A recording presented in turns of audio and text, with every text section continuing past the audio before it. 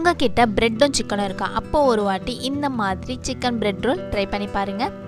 இதுக்கு சிக்கனை சின்ன சின்னதாக கட் பண்ணி மசாலா சேர்த்து 65 மாதிரி பொரிச்சு எடுத்துக்கிறேன். பொரிஞ்சு வந்தோடனே இதை ஆற வச்சு சின்ன சின்னதாக கட் பண்ணி எடுத்துக்கோங்க.